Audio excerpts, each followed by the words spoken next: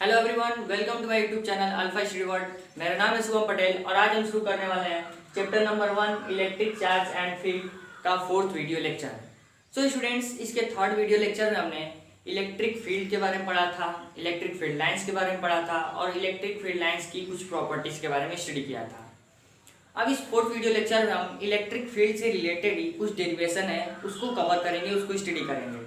तो वो है electric field due to point charge. Point charge की वजह से इलेक्ट्रिक फील्ड कितना होगा उसके बारे में हम लोग स्टडी करेंगे। उसके बाद सेकेंड जो डेरिवेशन है उस टॉपिक से रिलेटेड वो है electric field due to system of point charge.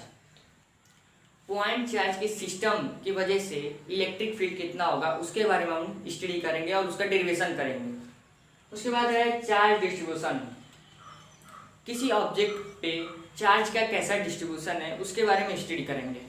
तो बेसिकली दो टाइप्स के चार्ज डिस्ट्रीब्यूशन होते हैं, उसके बारे में हम स्टडी करेंगे। वो है discontinuous charge distribution and second one is continuous charge distribution. ये दोनों ही चार्ज डिस्ट्रीब्यूशन हम लोग इस फोर्थ वीडियो लेक्चर में स्टडी करेंगे। अब इस कंटिन्यूअस चार्ज डिस्ट्रीब्यूशन में थ्री टाइप्स के डिस्ट्रीब्यूशन होते हैं। First one is linear charge distribution and the second one is surface charge distribution and the third one is volume charge distribution.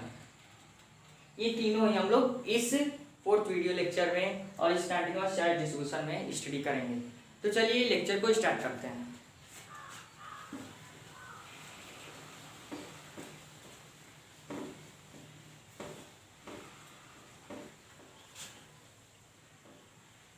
तो जो सबसे पहला टॉपिक है और सबसे पहला जो हम लोग डेरिवेशन करने वाले हैं उसका नेम है electric field due to point charge. Point charge की वजह से इलेक्ट्रिक फील्ड कितना होगा उसके बारे में हम स्टडी करने वाले हैं। तो सबसे पहले लिखते हैं electric field due to point charge.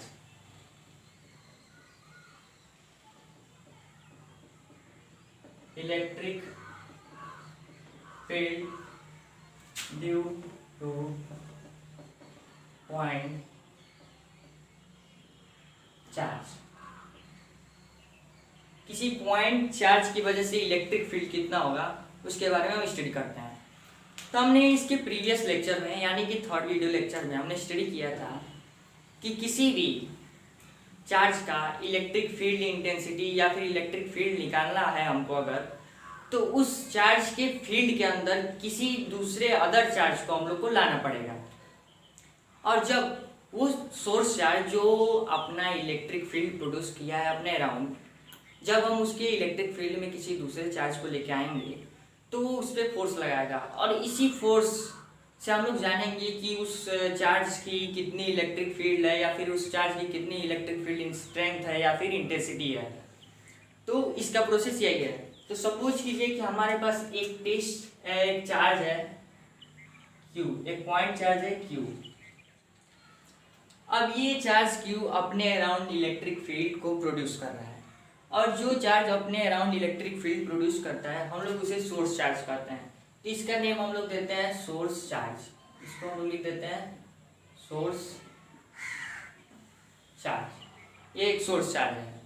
अब इसके इलेक्ट्रिक फील्ड में जो ये चार्ज अपने अराउंड इलेक्ट्रिक फील्ड प्रोड्यूस कर रहा है उसके इलेक्ट्रिक फील्ड में किसी अदर चार्ज को लेके आएंगे, अदर टेस्ट चार्ज को लेके आएंगे। टेस्ट चार्ज को हम लोग क्यों लेके आ रहे हैं? क्योंकि टेस्ट चार्ज सबसे स्मॉलेस्ट चार्ज है, छोटा चार्ज है, उसका कोई अपना इलेक्ट्रिक फील्ड नहीं होता है, वो एबल नहीं होता है कि अपना इलेक्ट्रिक फील्ड प्रोड्यूस कर पाए। इसलिए हम लोग यहाँ पे टेस्ट चार्ज को लेके आ रहे हैं।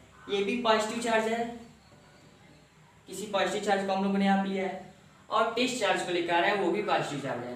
तो हम लोग इसके इलेक्ट्रिक फील्ड के अंदर अगर कोई टेस्ट चार्ज लेके आते हैं, सपोज कीजिए कि Q0, इस टेस्ट चार्ज को इसके इलेक्ट्रिक फील्ड के अंदर लेके आए कुछ r डिस्टेंस की दूरी पे, कुछ r डिस्टेंस की दूरी पे इस Q0 को लेके आए टेस्ट चार्ज। ये है टेस्ट चार्ज, टेस्ट चार्ज, इसको यहाँ पे लेके आए। तो हमने पढ़ा है कि दो चार्जेस के बीच में हमेशा इलेक्ट्रोस्टैटिक फोर्स लगता है। तो इन दोनों चार्जेस के बीच में भी इलेक्ट्रोस्टैटिक फोर्स लगेगा। अब बात यह है कि कैसा फोर्स लगेगा। तो ये भी पॉजिटिव चार्ज है और ये भी पॉजिटिव चार्ज है। तो इन दोनों के बीच में, ये दोनों लाइक चार्ज हैं, तो इन दोनों के बीच में रिपल्सन लगेगा। ये दोनों एक दूसरे को रिपेल करेंगे। ये चार्ज इसको इधर रिपेल करेगा, ये चार्ज इसको इधर रिपेल करेगा। जबकि ये छोटा चार्ज है, टेस्ट चार्ज है, तो ये उतना एबल नहीं है कि इसको रिपेल कर पाए, और ये सोर्स चार्ज इससे इसके कंपेयरिंग में बड़ा है, इसलिए ये इसको रिपेल करेगा। तो ये सोर्स चार्ज इस टेस्ट चार्ज पे फोर्स लगाएगा, किधर, इस डायरेक्शन में फोर्स लगाएगा, इस डायरेक्शन में फोर्स लगाएगा। अब इसी फोर्स के अमाउंट को ये कितना फोर्स है, उससे हम लोग जानेंगे कि इलेक्ट्रिक फील्ड की इंटेंसिटी कितनी है, या फिर इस पॉइंट चार्ज की वजह से इस पॉइंट पे इलेक्ट्रिक फील्ड कितना है, इससे इस फोर्स से हम लोग जान पाएंगे। तो according to Coulomb's law, force on charge Q naught means कि एक test charge, force on test charge due to charge source charge is, इसको हम लोग लिख लेते हैं, force on charge Q naught due to charge plus Q, force on charge Q naught due to charge plus Q according to Coulomb's law,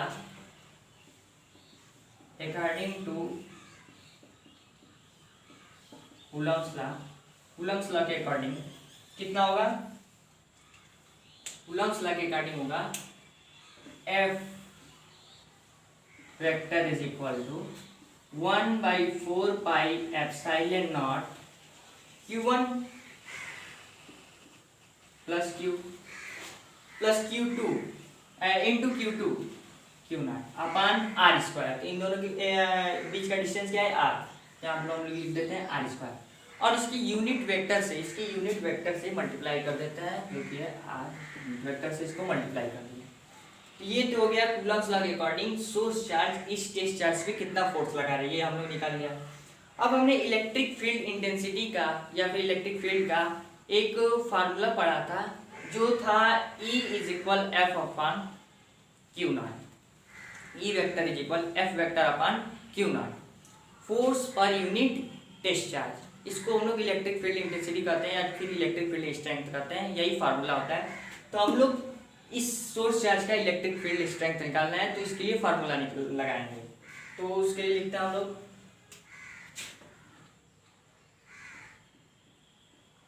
electric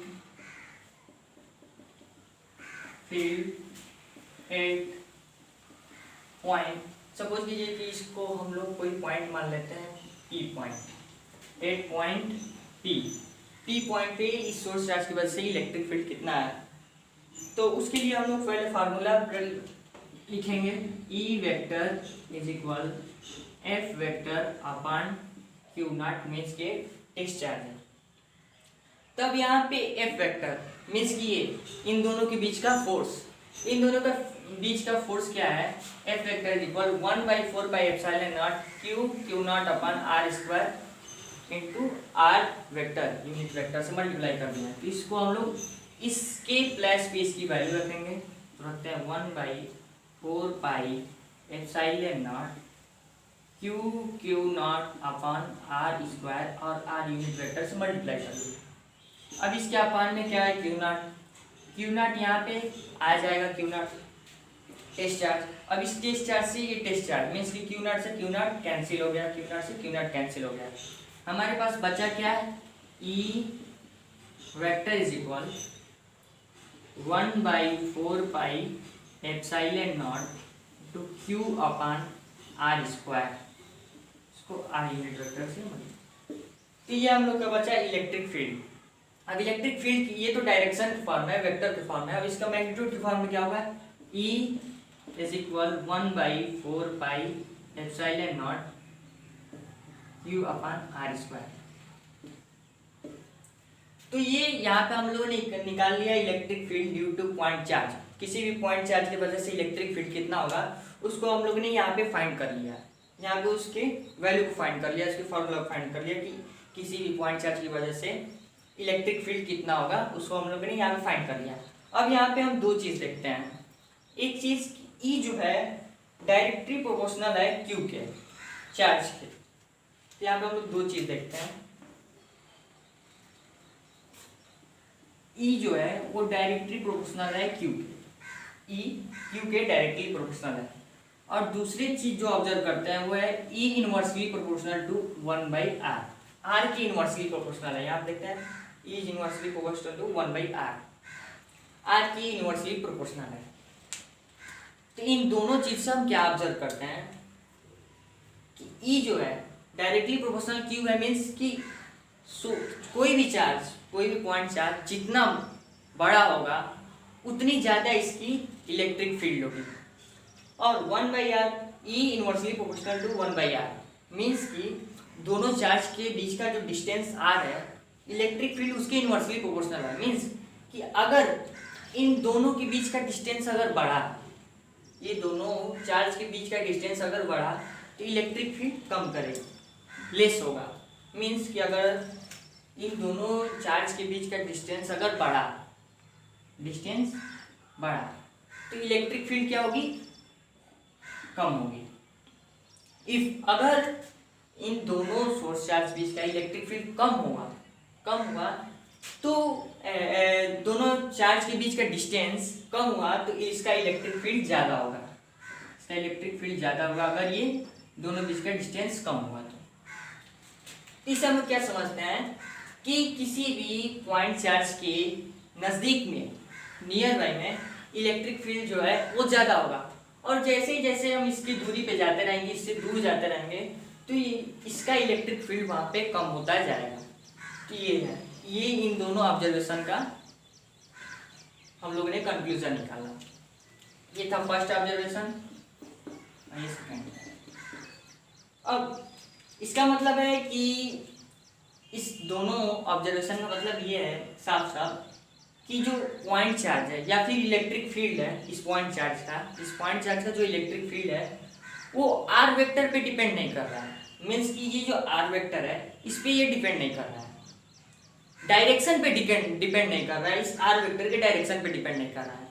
अगर हम इस point charge के अराउंड स्फेरिकल में पॉइंट चार्ज को रखते जाते हैं, spherical बनाते हैं, तो हर पॉइंट पे, उस स्फेरिकल सरफेस पे, हर पॉइंट पे इसका इलेक्ट्रिक फील्ड सेम होगा, डायरेक्शन पे डिपेंड नहीं करेगा कि ये इस डायरेक्शन में तो उसका इलेक्ट्रिक फील्ड दूसरा होगा, ये इस डायरेक्शन में तो उसका इलेक्ट्रिक फील्ड दूसरा होगा, ये टेस्ट चार्ज हम लोग यहाँ बुला दिया तो इस डायरेक्शन में तो उसका इलेक्ट्रिक फील्ड दूसरा होगा। लेकिन ऐसा नहीं होगा, ये डायरेक्शन पे डिपेंड नहीं करेगा, या सिर्फ इन दोनों चार्जेस के बीच के डिस्टेंस पे डिपेंड करेगा। अगर ये डिस्टेंस ज़्यादा हुआ तो इलेक्ट्रिक फील्ड कम होगा, अगर ये डिस्टेंस क्लोज हुआ तो इलेक्ट्रिक फील्ड हाई होगा, ज़्यादा होगा।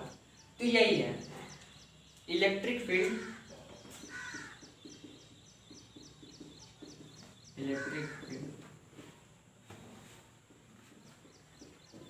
does not depend upon direction of r vector. r vector के डायरेक्शन पे इलेक्ट्रिक फील्ड डिपेंड नहीं करेगा, यही हमने यहाँ पे समझाया। अब इसको हम लोग रेडियल फील्ड भी कहते हैं या फिर स्फेरिकल सिमेट्री भी कहते हैं।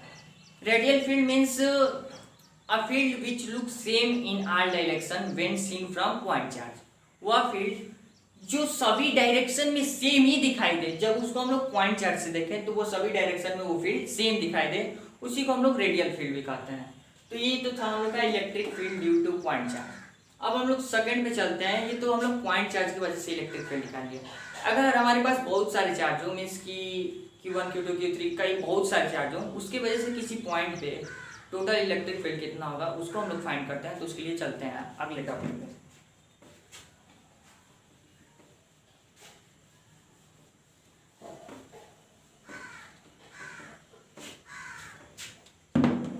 इलेक्ट्रिक फील्ड ड्यू टू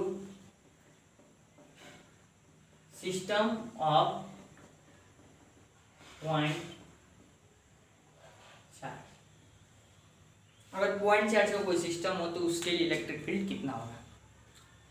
तो हमने electric field due to point charge means इसके फर्स्ट डेरिवेशन में हमने क्या किया था, एक पॉइंट चार्ज लिया था प्लस Q, और इसके इलेक्ट्रिक फील्ड के अंदर हमने किसी टेस्ट चार्ज को लेके आया था Q0, किसी पी पॉइंट पे, ये पी पॉइंट है, किसी पी पॉइंट पे टेस्ट चार्ज क्यू नॉट को लेके आया था, किसी पी पॉइंट पे टेस्ट चार्ज क्यू नॉट को लेके आया था, और ये कितने डिस्टेंस की दूरी पर था, आर डिस्टेंस की दूरी पे। अब जब इसको इसके पास लेके आए तो ये दोनों पॉजिटिव चार्ज के हैं, तो इसको रिपेल किया। अगर इसी चार्ज की तरह हमारे पास पॉइंट चार्ज की कई सिस्टम हो, पॉइंट चार्ज के सिस्टम हो, जैसे consider we have N point charge, हमारे पास एन पॉइंट चार्ज है, जैसे हो गया ये तो हो गया Q1 ठीक प्लस Q2, ऐसे ही करते करते Q3 Q4, ऐसे ही करते करते हमारे पास Qn चार्ज हैं।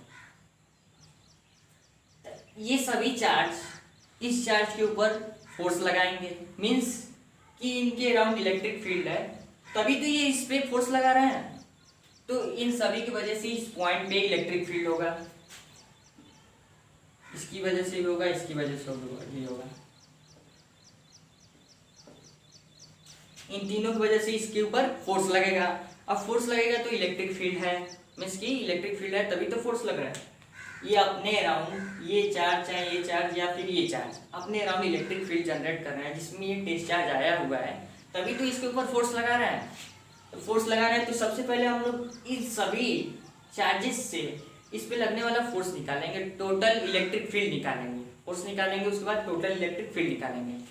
तो इसको हम लोग कैसे निकालते हैं, तो हमने जैसे फोर्सेस बिटवीन मल्टीपल चार्ज का डेरिवेशन किया था, मल्टीपल चार्ज के बीच में फोर्स कैसे लगता है, तो उसमें हम लोगों ने प्रिंसिपल ऑफ सुपरपोजिशन पढ़ा था। प्रिंसिपल ऑफ सुपरपोजिशन ये कहता था कि अगर हमें किसी पार्टिकुलर चार्ज पे टोटल फोर्स निकालना है तो उन सभी चार्जेस से लगने वाले फोर्स को इंडिविजुअल फोर्स को निकाल लेंगे, उसके बाद सभी फोर्सेस को वेक्टर सम कर देंगे, और वेक्टर सम करने के बाद उस पार्टिकुलर चार्ज पे टोटल फोर्स निकल जाएगा। वो एक सेम कंडीशन यहाँ पे भी है, इन सभी चार्जेस से इस पे फोर्स निकाल के उसका इलेक्ट्रिक फील्ड निकालेंगे, अलग अलग इंडिविजुअल करके इलेक्ट्रिक फील्ड निकालेंगे। पहले Q1 से इलेक्ट्रिक फील्ड कितना होगा इस पॉइंट चार्ज पे, फिर Q2 से इस पे इलेक्ट्रिक फील्ड कितना होगा, फिर Qn से इलेक्ट्रिक फील्ड कितना होगा, ऐसे हम लोग निकालेंगे। उसके बाद इन सभी का वेक्टर सम कर देंगे, मीन्स कि ऐसे E vector is equal E1 vector plus E2 vector plus dot dot dot plus En vector. Electric field के लिए भी principle of superposition same he condition रखता है। अब हमने पॉइंट चार्ज में electric field due to point charge इसके बीच का जो इलेक्ट्रिक फील्ड निकाला था, इस Q1 चार्ज की वजह से इस पॉइंट चार्ज पे Q0 पे जो इलेक्ट्रिक फील्ड निकाला था वो हमने निकाला था 1/4πε0 Q/R², ये हम लोगों ने निकाला था इलेक्ट्रिक फील्ड इसके वजह से, E1 वेक्टर की वजह से, ये हम लोगों ने निकाला था पॉइंट चार्ज में। अब ये तो हम लोगों ने पहले चार्ज की वजह से निकाला था। अब सेम तरीके से हम लोग इसका भी निकालेंगे, इसका भी निकालेंगे और इसका भी निकालेंगे। Q1 Q2 Q3 Qn ऐसे करते करते हम सबका निकालेंगे और सभी का वेक्टर सम कर देंगे। तो सबसे पहले हम इसका निकालते हैं।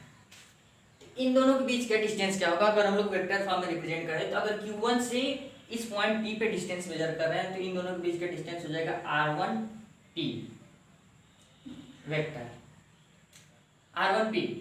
और उसके बाद इसका क्या हो जाएगा Q2 से Q तो R2P, और इसी तरह इसका ये जो थर्ड चार्ज है Q1 की वजह से यहाँ पे जो डिस्टेंस है Q1 और P के वो हो जाएगा RNP।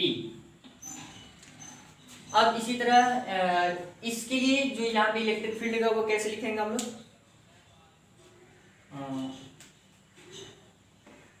इधर लिख लेते हैं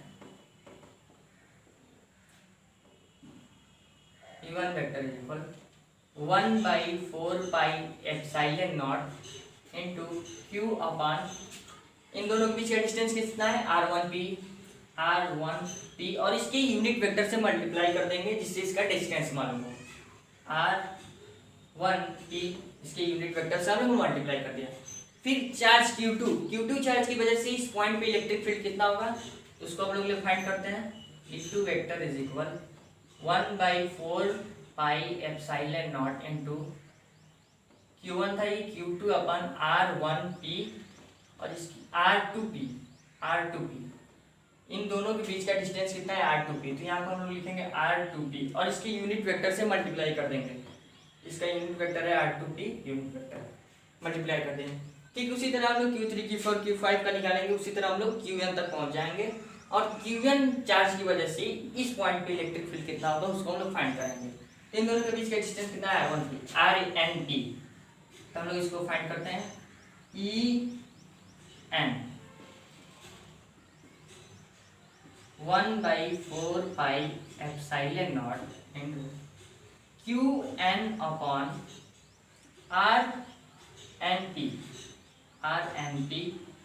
RnP यूनिट वेक्टर से मल्टीप्लाई करनी। तो ये तो हम लोग निकल गया E1 E2 और En।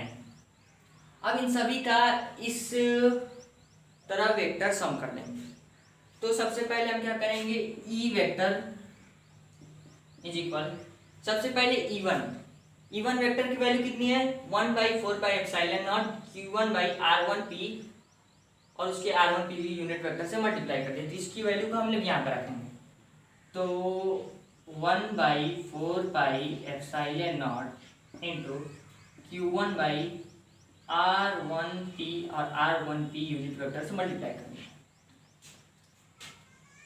फिर प्लस E2 वेक्टर की वैल्यू यहाँ पे हम लोग कितना निकला 1/4 pi epsilon not into Q2 upon R2P और R2P यूनिट वेक्टर से मल्टीप्लाई कर दिया। उसके बाद प्लस डॉट डॉट में से ऐसे हम लोग निकाल लेंगे Q3 Q4 का। उसके बाद हम लोग En electric field due to N charge की वजह से कितना होगा उसको हम लोग निकालेंगे। तो उसको हम लोग ने यहाँ पे फाइंड किया हुआ है और इसकी वैल्यू को हम लोग यहाँ पे पुट कर देंगे।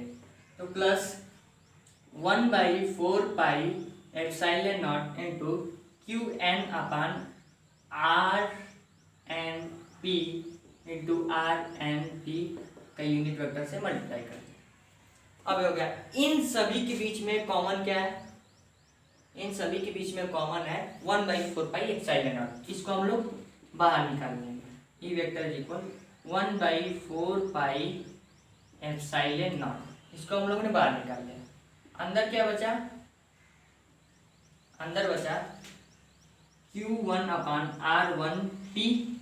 R1P यूनिट वेक्टर प्लस इसको भी हम लोग ने 1/4 पाई एप्सिलॉन बाहर का मान लिया। तो यहाँ बचा Q2 अपॉन R2P और R2P unit vector.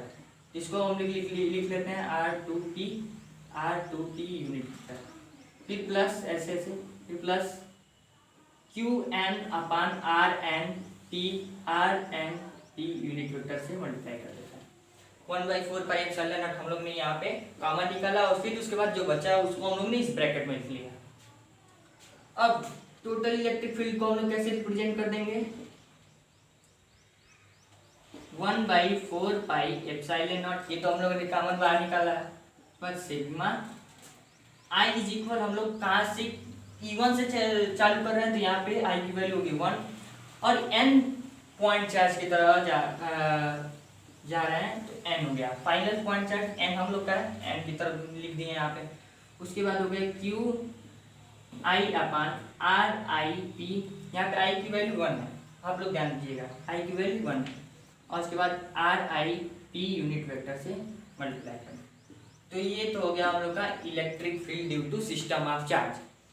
System of charge की वजह से इलेक्ट्रिक फील्ड कितना होगा तो हम लोग ऐसे फाइंड करेंगे और उसकी ये वैल्यू हो गई। तो ये तो था हम लोग का electric field due to system of point charge की सिस्टम की वजह से इलेक्ट्रिक फील्ड कितना होगा। अब हम चलते हैं चार्ज डिस्ट्रीब्यूशन पे। तो हम लोग का अगला टॉपिक है charge distribution.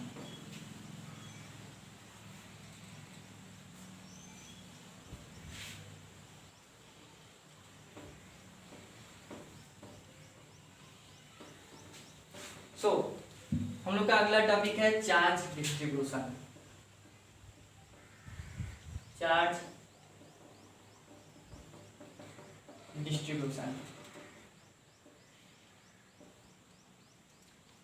Charge distribution means किसी भी ऑब्जेक्ट पे किस तरह से चार्ज डिस्ट्रीब्यूट है उसको हम लोग स्टडी करेंगे। तो किसी भी ऑब्जेक्ट के ऊपर दो तरह से चार्ज की डिस्ट्रीब्यूशन होती है। मेनली टू टाइप्स के चार्ज डिस्ट्रीब्यूट होते हैं। The first one is discontinuous charge distribution and the second one is continuous charge distribution.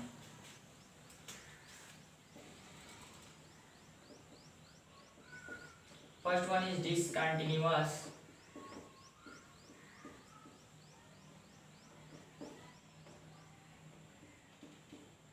charge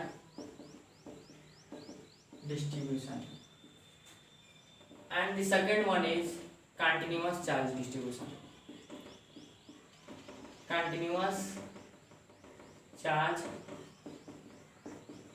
distribution, दो तरह की चार्ज डिस्ट्रीब्यूशन होते हैं। First one is discontinuous charge distribution and second one is continuous charge distribution. दो तरह की charge distribution होते हैं। तो सबसे पहले हम बात करते हैं डिसकंटिन्यूअस चार्ज डिस्ट्रीब्यूशन की। हम किसी ऑब्जेक्ट पे अगर किसी ऑब्जेक्ट को अगर चार्ज कर रहे हैं तो उस पर किस तरह से चार्ज प्लेस्ड होगा ये हम लोग देखते हैं। सपोज कीजिए कि अगर कुछ चार्ज इस तरह से डिस्ट्रीब्यूट हुआ, कहीं पे जैसे कहीं कहीं पे ज़्यादा क्वांटिटी में चार्ज है तो कहीं पे लेस क्वांटिटी में चार्ज है, कहीं पे चार्ज बहुत एक दूसरे के क्लोज हैं तो कहीं पे चार्ज बहुत एक दूसरे के दूर दूर पे हैं। तो उसी चार्ज डिस्ट्रीब्यूशन को हम लोग बोलते हैं डिसकंटिन्यूअस चार्ज डिस्ट्रीब्यूशन। सपोज कीजिए कि हमारे पास एक ये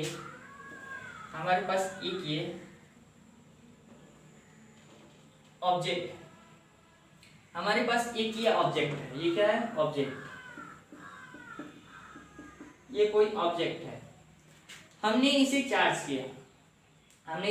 किया तो इस पे जो चार्ज डिस्ट्रीब्यूट हुए हैं वो कुछ इस तरीके से हुए हैं, plus plus plus plus plus plus.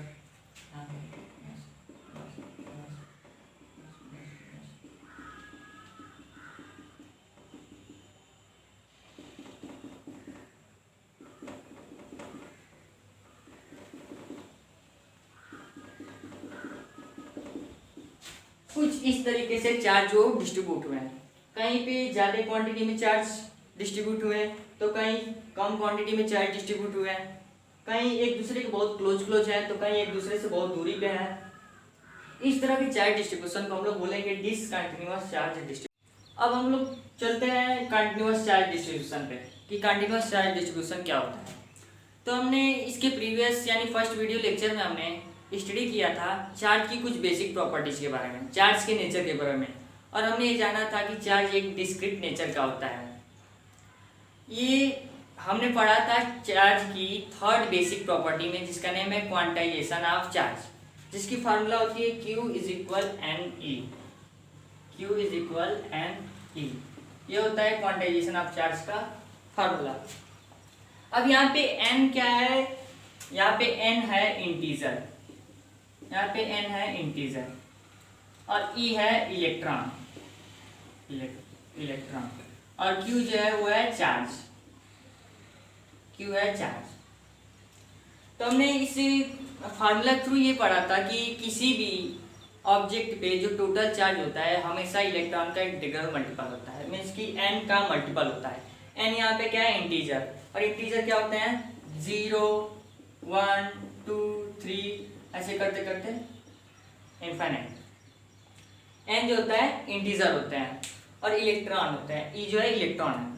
तो मीन्स कि अगर इस Q इज इक्वल एनी फार्मूले में n की वैल्यू जो है वो बहुत बड़ी हो जाए, मीन्स कि नंबर ऑफ इलेक्ट्रॉन जो है वो किसी ऑब्जेक्ट के कंपेयरिंग में बहुत ज़्यादा बड़ा हो जाए, नंबर ऑफ इलेक्ट्रॉन किसी ऑब्जेक्ट के कंपैरिजन में बहुत ज़्यादा हो जाए, तो उस ऑब्जेक्ट में अगर उस नंबर ऑफ इलेक्ट्रॉन को डिस्ट्रीब्यूट करना है, उस ऑब्जेक्ट में अगर इस नंबर ऑफ इलेक्ट्रॉन को डिस्ट्रीब्यूट करना है जो कि उसके स्पेस के कंपेयरिंग में बहुत ज़्यादा है, तो जब हम उस ऑब्जेक्ट में इस नंबर ऑफ इलेक्ट्रॉन को डिस्ट्रीब्यूट करेंगे तो बहुत क्लोज एक दूसरे के बहुत क्लोज लगेंगे, और हमें ऐसा लगेगा कि वो एक कंटिन्यूअस फॉर्म में अरेंज है, इसीलिए हम लोग उसको कंटिन्यूअस चार्ज डिस्ट्रीब्यूशन कहते हैं। सपोज कीजिए कि हमारे पास एक कोई ये ऑब्जेक्ट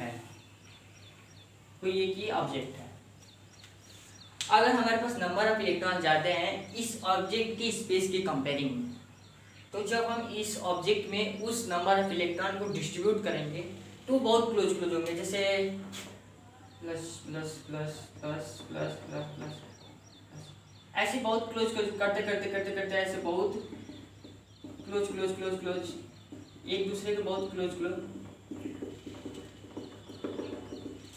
सेम डिस्टेंस पे उन दोनों के बीच में बहुत क्लोज स्पेस बचेगा। इस तरह के डिस्ट्रीब्यूशन को हम लोग कंटिन्यूअस चार्ज डिस्ट्रीब्यूशन करते हैं। उसे जब हम लोग ऑब्जर्व करेंगे उस इलेक्ट्रॉन की या फिर उस चार्ज के डिस्ट्रीब्यूशन को उस ऑब्जेक्ट पे जब हम ऑब्जर्व करेंगे तो हमें ऐसा फील होगा कि ये जो सारे चार्ज हैं वो कंटिन्यूअसली अरेंज्ड हैं। तो हम लोग इस तरह के चार्ज डिस्ट्रीब्यूशन को बोलते हैं कंटिन्यूअस चार्ज डिस्ट्रीब्यूशन। अब इस कंटिन्यूअस चार्ज डिस्ट्रीब्यूशन में हम लोग 3 टाइप के डिस्ट्रीब्यूशन को पढ़ते हैं। तो first one is linear charge distribution. First one is linear charge distribution. Linear charge distribution पहला जो है linear charge distribution, and the second one is surface charge distribution. Second जो है वो है सरफेस चार्ज डिस्ट्रीब्यूशन, और जो थर्ड है और लास्ट है वो है वॉल्यूम चार्ज डिस्ट्रीब्यूशन। थर्ड है वॉल्यूम चार्ज डिस्ट्रीब्यूशन। ये तीनों चार्ज डिस्ट्रीब्यूशन इस कंटिन्यूअस चार्ज डिस्ट्रीब्यूशन के अंदर आते हैं। अब इस तीनों को हम लोग एक्सप्लेन करके पढ़ेंगे, इन तीनों चार्ज डिस्ट्रीब्यूशन को। तो चलिए हम लोग इस तीनों को एक्सप्लेन करके पढ़ते हैं।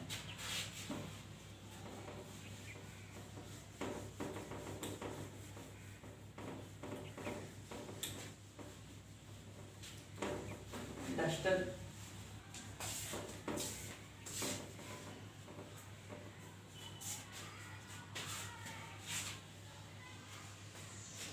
सॉरी डस्टर नहीं।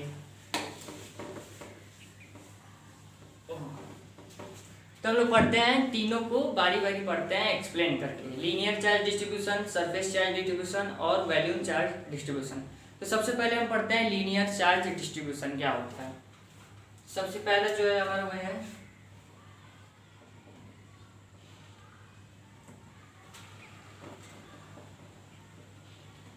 Linear charge distribution.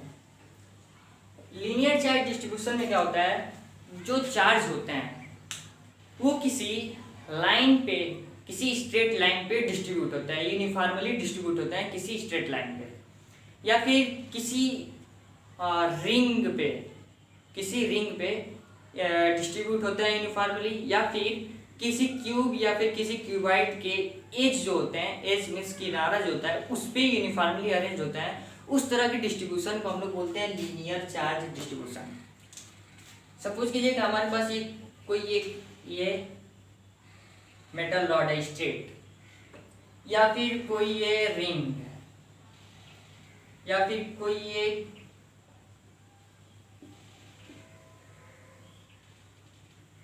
क्यूब या एक क्यूबॉइड है।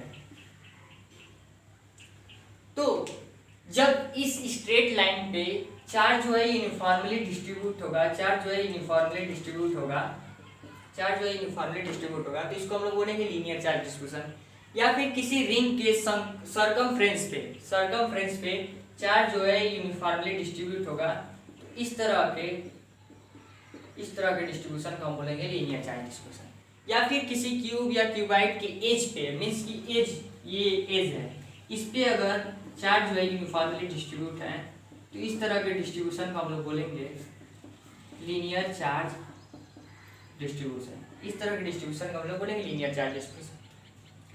अब लीनियर चार्ज डिस्ट्रीब्यूशन को जो क्वांटिटी एक्सप्लेन करता है, जो एक टर्म है जो एक्सप्लेन करता है, वो है linear charge density. Linear charge density क्या होता है, चार्ज पर यूनिट लेंथ, इसको हम लोग बोलते हैं linear charge density. Linear charge density. Linear charge density क्या होता है, charge per unit length, charge per unit length, इसी को हम लोग बोलते हैं लीनियर चार्ज डेंसिटी मीन्स, और इसको हम लोग लैम्डा से डिनोट करते हैं, इसको हम लोग लैम्डा से डिनोट करते हैं। हो गया ये Q अपान L, इसको हम लोग बोलते हैं linear charge density, charge per unit length. इसकी एसआई यूनिट होती है, एसआई यूनिट क्या होती है Q जो है यहाँ पे क्या है चार्ज, और चार्ज की यूनिट क्या होती है कूलॉम, चार्ज की यूनिट होती है कूलॉम, और लेंथ की यूनिट होती है मीटर, मीटर। तो यहाँ पे एसआई यूनिट, इस charge per unit length linear charge density का एसआई यूनिट क्या होगा, लैम्डा इज इक्वल और कूलॉम पर मीटर, कूलॉम पर मीटर होगा इसकी SI unit. Linear charge density क्या है, चार्ज पर यूनिट लेंथ, और इसकी एसआई यूनिट क्या है कूलॉम पर मीटर। चार्ज की यूनिट होती है कूलॉम, लेंथ की यूनिट होती है मीटर, तो इसकी एसआई यूनिट हो गई कूलॉम पर मीटर। तो ये तो था हम लोग का लीनियर चार्ज डिस्ट्रीब्यूशन। अब जो सेकंड चार्ज डिस्ट्रीब्यूशन है वो है surface charge distribution.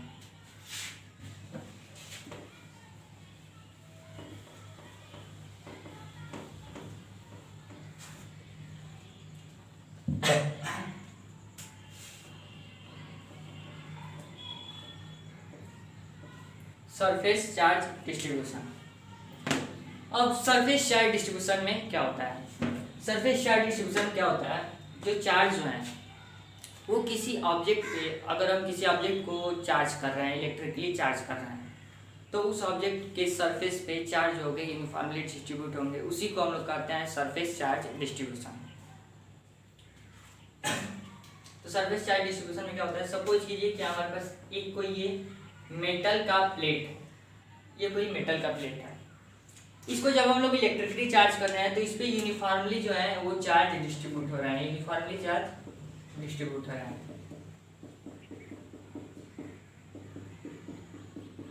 Uniformly charge distribute हो रहा है। तो इस तरह के चार्ज डिस्ट्रीब्यूशन को हम लोग बोलेंगे सरफेस चार्ज डिस्ट्रीब्यूशन। अब इस सरफेस चार्ज डिस्ट्रीब्यूशन को जो टर्म एक्सप्लेन करता है वो है surface charge density.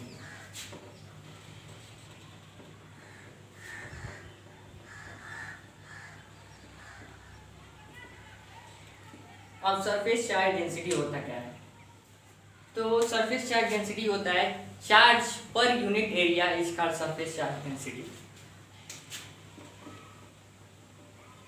Charge per unit area, इसी को हम लोग बोलते हैं सरफेस चार्ज डेंसिटी। इसको हम लोग सिग्मा से डिनोट करते हैं, सिग्मा से डिनोट करते हैं, इस सिग्मा को हम लोग सरफेस चार्ज डेंसिटी कहते हैं, और इसकी वैल्यू होती है charge per unit area, charge per unit area, इसी को हम लोग बोलते हैं सरफेस चार्ज डेंसिटी। अब चार्ज की यूनिट क्या हुई यहाँ पे कूलॉम, और एरिया की यूनिट क्या हो गई मीटर स्क्वायर, मीटर स्क्वायर। तो एसआई यूनिट क्या हो गई, एसआई यूनिट, सिग्मा के एसआई यूनिट क्या हो गई कूलॉम पर मीटर स्क्वायर, इसकी एसआई यूनिट हो गई। सरफेस चार्ज डेंसिटी किसे कहते हैं, चार्ज पर यूनिट एरिया को हम लोग सरफेस चार्ज डेंसिटी कहते हैं, उसको सिग्मा से डिनोट करते हैं, और उसको लेते हैं क्यू अपॉन ए। क्यू की एसआई यूनिट होती है कूलॉम और एरिया की होती है मीटर स्क्वायर, तो दोनों को मिला के हुआ हम लोग का कूलॉम पर metre square.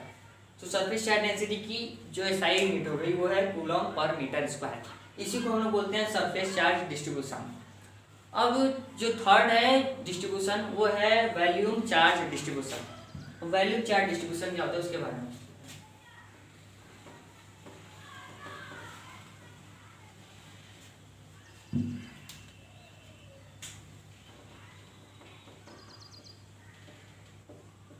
Volume charge distribution क्या होता है, सपोज कीजिए कि हमारे पास कोई स्फेयर है या फिर कोई क्यूब है या फिर कोई क्यूबाइड है या रेक्टेंगल है, तो उसके अंदर क्यूब है, क्यूबाइड है या फिर स्फेयर है, तो उसके वॉल्यूम जो चार्ज जो है, जो चार्ज यूनिफॉर्मली डिस्ट्रीब्यूट होते हैं, उसको हम लोग बोलते हैं वॉल्यूम चार्ज डिस्ट्रीब्यूशन। मीन्स कि वो वॉल्यूम में डिस्ट्रीब्यूट है चार्ज, उसको हम लोग वॉल्यूम चार्ज डिस्ट्रीब्यूशन करते हैं।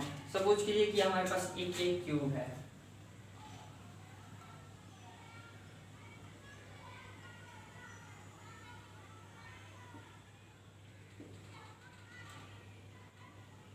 एक क्या हम लोग के पास क्यूब है, इसके वैल्यूम में जो हम लोग के पास चार्ज होंगे, इसके वैल्यूम में जो हम लोग के पास चार्ज होंगे,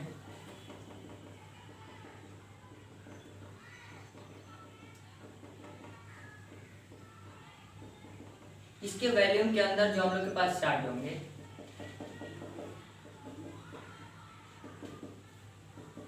इसके वैल्यूम के अंदर जो हम लोग के पास चार्ज होंगे, जो चार्ज डिस्ट्रीब्यूट होंगे यूनिफॉर्मली, उसी को हम लोग बोलते हैं वैल्यूम चार्ज डिस्ट्रीब्यूशन। अब वैल्यूम चार्ज डिस्ट्रीब्यूशन को जो क्वांटिटी एक्सप्लेन करती है, जो टर्म एक्सप्लेन करती है, उसको हम लोग बोलते हैं वैल्यूम चार्ज डेंसिटी। अब ये वैल्यूम चार्ज डेंसिटी क्या होता है, वैल्यूम, इसको हम लोग इस साइड लिख देते हैं, वैल्यूम चार्ज डेंसिटी। और वैल्यूम चार्ज डेंसिटी क्या होता है, वही charge per unit volume is called volume charge density. Charge per unit volume को हम लोग बोलते हैं volume charge density. Charge per unit volume is called volume charge density. इसको हम लोग वैल्यूम चार्ज डेंसिटी को हम लोग रो से डिनोट करते हैं। रो इज इक्वल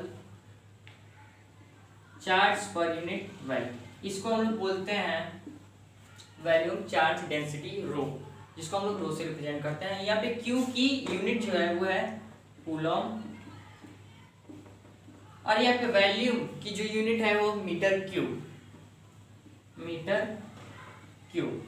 अब इसकी एसआई यूनिट क्या हो गई, वैल्यूम चार्ज डेंसिटी, जिसको हम लोग रो से रिप्रेजेंट कर रहे हैं, उसकी एसआई यूनिट क्या हो गई, SI unit of volume charge density यानी कि rho is equal coulomb per metre square. तो ये तो हम लोगों ने पढ़ा linear charge distribution, surface charge distribution और वैल्यूम चार्ज डिस्ट्रीब्यूशन। इन तीनों के बारे में हम लोग ने स्टडी की लिया, और इस 4th वीडियो लेक्चर को हम लोग यहीं पे एंड करते हैं। अब हम मिलते हैं अगले वीडियो लेक्चर के साथ, जिसमें हम और भी बहुत ही इम्पोर्टेंट टॉपिक को स्टडी करने वाले हैं। अगर वीडियो अच्छी लगी हो तो लाइक कीजिएगा, शेयर कीजिए, सब्सक्राइब कीजिएगा। Thanks for watching.